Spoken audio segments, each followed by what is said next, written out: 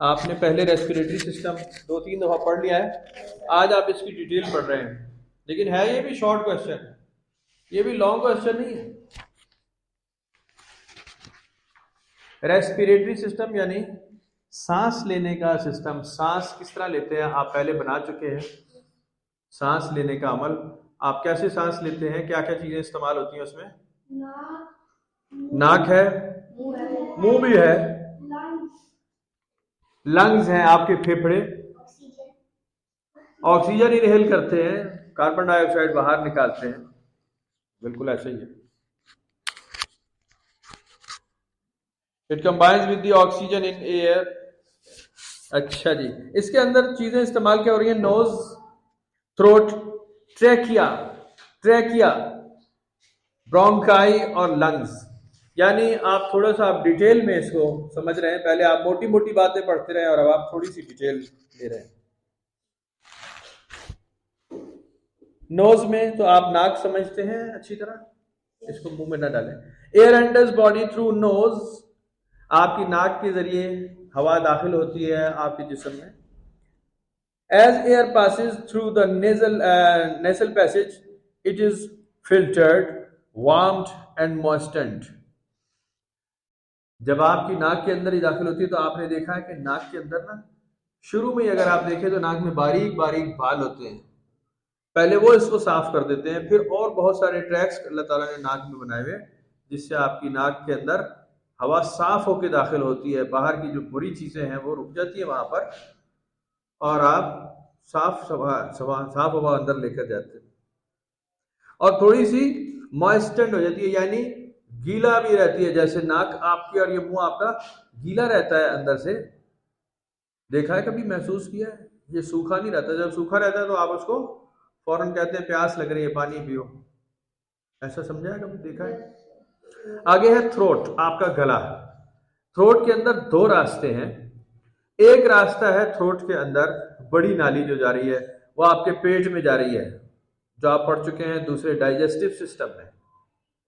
जो पेट में जा रही है, मैदे के अंदर खुराक अंदर चली जाती है और पानी। दूसरा रास्ता आपके थ्रोट के साथ लगा हुआ है छोटी नालियों का, जिससे हवा आपके फेफड़ों में चली जाती है। और ये सांस लेने का अमल और खाना खाने का अमल साथ साथ चलता रहता है। दोनों काम आप साथ करते हैं, सांस भी ले रहे होते हैं और खाना भी। बुनियादी तौर पे बड़ा रास्ता एक ही है, लेकिन इसके बीच में एक वाल्व लगा होता है जिससे वो बार बार चेंज होता है, खाना और पानी एक साइड पे और हवा दूसरी साइड पे। और अगर वो वाल्व काम ना करे तो फिर क्या होगा, फिर आपका खाना या पानी आपके फेफड़ों की तरफ चला जाएगा और फिर आपको क्या होगा। हाँ जी, आपका काम हो जाएगा बड़ा प्यारा। थ्रोट के अंदर बहुत ही जबरदस्त एक सिस्टम लगा हुआ है। इसके बाद हम इसको और थोड़े से डिटेल करते हैं। आप फोटोग्राफ भी देख रहे हैं पेज नंबर 6 पर फोटोग्राफ देख रहे हैं आप, पेज नंबर 6।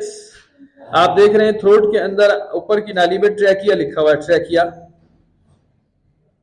देख रहे हैं। ट्रैकिया से जब नीचे आते हैं तो ब्रोंकस का एक चेंज आ रहा है। इसके अंदर एक जगह है ब्रोंकस लिखा नजर आ रहा है आपको।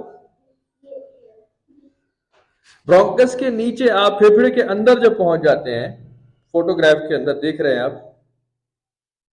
फिर क्या आ जाता है, ब्रोंकाइज, ब्रोंकियोल्स।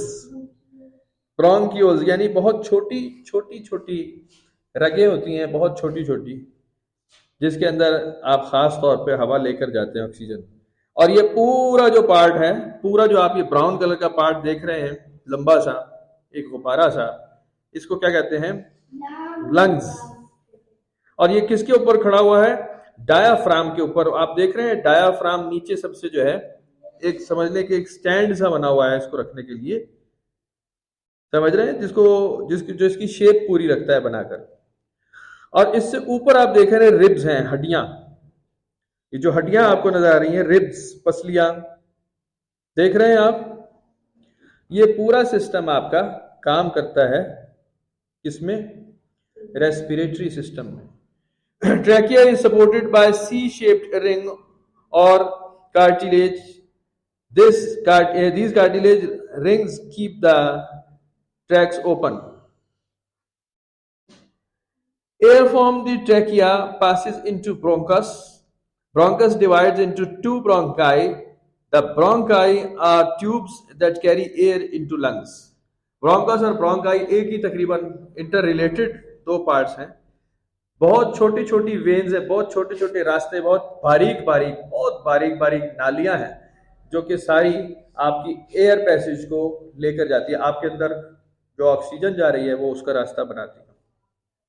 आगे मेनली जो पंप है, जो फूलता और पिचकता है, फूलता है सुकड़ता है, वो है लंग्स। पूरे सिस्टम को आप जो है, पूरे लिफाफे को या पूरे जो उस बैग को आप क्या कहेंगे? Lungs. There are two lungs in the chest cavity. Lungs are spongy and pinkish in color. One side of lungs are two bronchi divided into smaller and smaller tubes. यह आपके पास बुक में सारा लिखा हुआ है।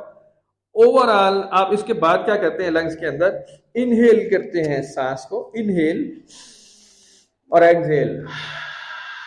जैसे आपको सुबह एक्सरसाइज में भी करवाया जाता है, नाक के जरिए आप सांस अंदर खींचते हैं और मुंह के जरिए सांस बाहर निकालें, जो इसका प्रॉपर तरीका है।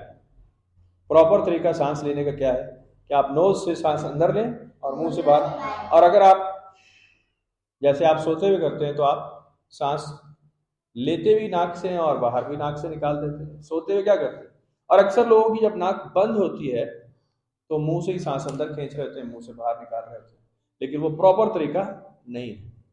उससे जो हार्मफुल चीजें हैं, नुकसान देने वाली, वो भी मुंह में चली जाती हैं। धूल मट्टी है, डस्ट पार्टिकल्स, वो सारे आपके मुंह में चले जाएंगे जब आप मुंह खोलकर सांस ले रहे होते हैं। बात समझ आई है कि नहीं आई? नाक के अंदर बाकायदा बाफ्तें बनी हुई हैं, टिश्यूज बने हुए हैं, जो कि उस डस्ट पार्टिकल्स को और एलियंस को, जो चीजें आपके नाक में नहीं जानी चाहिए। इवन मैं आपको मजे की बात बताता हूँ, आपको मजा बड़ा आएगा।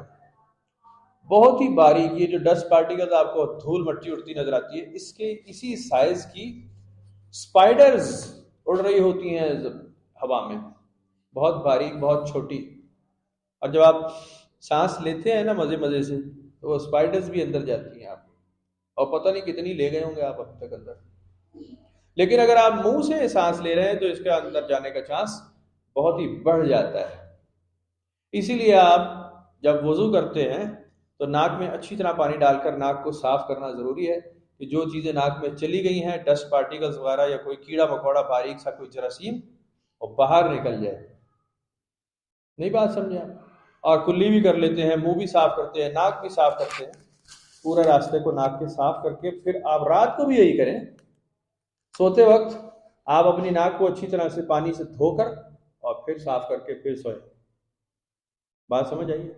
इसलिए कि आपका रेस्पिरेटरी सिस्टम अगर आपकी नाक से नहीं होगा तो फिर आपको इश्यूज पैदा होंगे, फिर सर में दर्द होगा, थकन होगी, भारीपन।